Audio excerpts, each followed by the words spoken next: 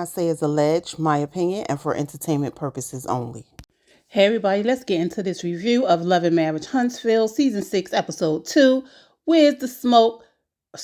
Where there's smoke, there's Marsau. Ain't that the truth? Okay. Now, I got a quick little something to say. Now, was Kiki wrong for throwing the water at Tisha? Absolutely yes. But spraying her with the proof that her husband is cheating, allegedly? No. Tisha was quick to be on TV and say, I hope she's not on pills again when it came to that Crime Stopper video about Kiki. So that's fair game in my opinion. Now on to the review. So they pick up with Kiki and Mel still at lunch. Kiki lets Mel know about the rumor she heard from the ex-boyfriend of the woman that's accused of sleeping with Marsau, which is Tisha's makeup artist, I believe. Kiki is frustrated because she tried to tell Tisha, but she did not show up when Kiki invited her over to tell her. But she wants to blame Kiki for the rumors being started and not telling her sooner or the way she wanted Kiki to tell her. So Mel said, it sounds challenging and remedial. I hollered when she said that, okay? Mel can't understand how Tisha is more mad at Kiki than the woman that's accused of sleeping with her husband. Mel said that Tisha said, where there's smoke, there's fire when it came to her marriage. Where there's smoke, there's fire, Marsau. Who said there's smoke? This is not smoke. This is rumors of smoke. You don't know where that smoke coming from? A lot of times it's from a fire. So Mel says she's offering up the same thing. Then they talk about Tisha copying Stormy policies to her website without editing the policies. Tisha wants to say that she hired someone, but I'm going to need proof. Okay. Mel said Tisha got the name, copy, and paste because she's known to copy people that she's in close proximity to. Mel being one of them. And now it's Stormy's turn. Then we move on to Marsau and Maurice. They meet up because Maurice decides to buy Kimmy a Jeep she's been asking for, but Maurice wanted her to get a more luxurious car, but says he realizes that he don't have much time. So her asking for a Jeep wasn't good enough for Maurice until she went through her life-changing sickness. He's selfish. Then he wants to talk about how his sex life with Kimmy has changed. This storyline is getting so old and tired. We don't care. Okay, we don't care. I'm going to give Marsau credit for stopping Maurice in his tracks about, it all being in Kimmy's head. But what is sad is that Maurice only got it at that point. Again, he's selfish as hell.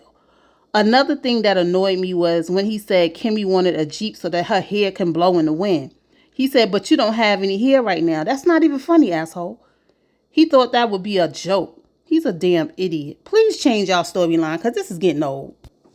Then they talk about the barbecue that him and Kimmy are throwing. Marsau said he's not going to pay Stormy and her husband any mind. He said it's going to be like before where they wasn't on the show and they did not exist. Okay. Stormy and Courtney talks about Stormy having strep throat that turned into sepsis. She's healing and taking her antibiotics. Her husband feels like she should slow down for her health. Then Stormy brings up the barbecue that Kimmy and Maurice is throwing. Courtney said he's not going because of Marsau and his mouth. I said that part. He told Stormy to call him if something go down because Marsau know better to mess with her. So they talk about Tisha copying and pasting her shipping policies with her contact information. Stormy says she wants to talk to Tisha on how that happened, not because she's mad at her or upset. She said Tisha's not the first person that copied her policies. People, just go to Rocket Lawyer or some free lawyer something and get your policies drawn up. It ain't that expensive. Okay. Tisha and Marsau are in an unfinished project that they have. Says she met with the designer so they can push forward with Scott Realty and Marsau can order supplies or whatever he needs to finish the project. She mentioned something about the barbershop quotes to make sure everything is separate. Then they talk about the cookout, and he says the same thing that he said to Maurice. He's going to act like Stormy, and Courtney does not exist. Marsau talks about someone calling the city about their casino night and how they are illegal gambling. He does not want that associated with his business. My thing is, did you and Tisha not find out the logistics of putting on a casino night in your city? Or are y'all starting shit and throwing it at the wall to see if it sticks. Tisha said it's sad that people are calling the city on you when all they are trying to do is help the community. Child, side note, did y'all check out my video on accountability? Because we still have not heard what they did for the community from the expo. Okay? Marsau says that he wants to cancel the event altogether and move different. Tisha said she's upset that their casino night didn't happen because it's for the improvement of the community. When you have people coming against you, it's heartbreaking. Marsau said that the vocal minority, what the fuck does that mean? Coming against you is frustrating because they are actually doing it, meaning they're doing something for the community. Shut up. Tisha brings up Macy and Mila website and her copying and pasting Stormy policies, and she blamed it on a designer. Again, as I said in my short, there is a template, but you have to provide your own policies and verbiage. Yes, it's your fault for not proofreading. The policies are there for a reason, and people check those, especially when they are spending their money, including the haters that you mentioned, okay? You should be saying thank you and not calling them a hater and bringing it to your attention that you made that big-ass error. Tisha said it was a mistake. Yes, it was a mistake that you should have caught before you let your website go live, okay? Tisha can't understand why she gets so much hate. Listen, in my opinion, some is you reap what you sow, and some of it is unwarranted. Tisha is given, I can do it, but you can't do it when it comes to me. You see, Tisha has a victim mentality and a revisionist history. She can only remember what others did to her, but get amnesia when her stuff is put on blast or Front Street. You know what I'm saying?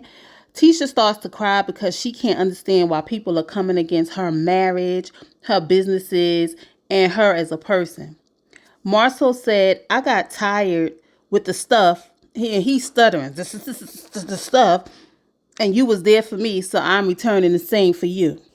Now, you know when people start stuttering, especially if it ain't an impediment, okay? And they can't help it that they're lying, right? So, child, we get to this cookout. Everyone arrives for filming, because that's what it was for, okay? Stormy arrives. They have this conversation about Courtney not coming because of Marsau. Mel arrives, hands full. She about the only one I seen coming with something in her hands, okay? Martell comes. Martell speaks to everybody. He speaks to Mel and taps her on the shoulder. She ignores him. And I said, great job, Mel. Just take a deep breath like you just did. Ignore him, okay? It's trifling ass. Nell said she understands why Mel did not speak, but she can see both sides. I don't know why she needed to say that, but okay. Kiki and Amin arrives. They speak to everybody. So Stormy asks Tisha, is she good? Tisha says, I'm good with everybody. Tisha gets into her confessional to say that Kiki keeps speaking on her marriage and she can't trust her because she spoke on her marriage. So Kiki shouldn't be able to trust you, right? For saying, I hope she's not on pills again. So Kiki and her husband get to the table where Marsau, Tisha, and Stormy are sitting and speaks to Stormy. Tisha gets up and greets Amin with jolly and joy, but jumps up and matrix Kiki. Kiki standing there with her arms up, prepared to get a hug. Child, she calls Tisha stupid and ignorant. Now, could Tisha have just spoke? Yes. She could have spoke to Kiki like she spoke to Kiki's husband, which would have been a better way to handle it since she just sat there and told Stormy she has no problems with nobody, okay? To me, she was putting on a show, lights, camera, action, okay? Well, Tisha doing the Matrix set Kiki into a tailspin. She proceeds to sit down and tell Stormy about what happened. Stormy acts like she don't know what's going on. It's crazy because she's the one that called Kiki about it or gave her some type of heads up about it, according to a content creator, okay? Tisha and Marsau ignored Kiki and started talking over her. It just seems like Marsau and Tisha came up with a game plan if Kiki was to mention a situation. You know, a lot like they did at that first reunion when they came up with the game plan against Martell and Melody. Well, the Scots 1.0, ignoring Kiki, caused Kiki to flip that drink on Tisha with precision, if you ask me. I need to know how much liquid was in that cup because it looked like a bucket of liquid hit Tisha. Marsau jumps up calling for Reese. Reese, where's Reese? Like someone was beating his ass up and he needed help from his big brother. Kiki, whole thing is Tisha's blaming her instead of the people she needs to blame. Maurice tells Kimmy that Kiki threw a whole drink on Tisha. Kimmy is shocked. Tisha said Kiki need to go or we leaving. Then Marsau, in his natural way, says, you need to call the police to have Kiki drug tested. The fact that he brought that up just lets me know that he did tell Mel and Martell about Kiki's drug problem in a malicious way. So Kiki was like, do it, B, do it. And her husband, started moving furniture to get at Marsau. And Marsau was doing the moonwalk backwards, okay, with Kimmy little frail hand on his chest. Now, you know Kimmy was not moving you back like that. You was walking backwards. Y'all ain't want that smoke. And women, I'm going to need y'all to stop jumping in front of men stuff. Tisha and Kimmy all up in the mix between the men. Like, get out the way. Let them handle it. With Kimmy frail hand, her one little hand holding him back and he moving back. Kimmy ain't that strong. You and Tisha talk all that mess and both of y'all stood down. Because Kiki and was about to get in y'all asses, okay? And that was the end of the episode. I feel like some scenes were cut out before the splash on Tisha happened. And I'm sure it was cut out because Marsau had some shit to say, okay? At this point, I don't care if Marsau is cheating on Tisha. And I don't care that Tisha accepts it.